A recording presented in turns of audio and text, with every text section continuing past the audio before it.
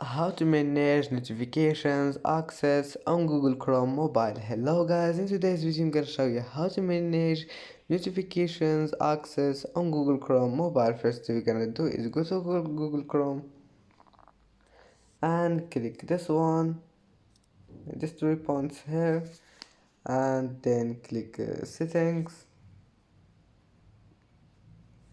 and now go down and you will find this one here, site settings. Click on it, and here click notifications, and now you can manage notifications access.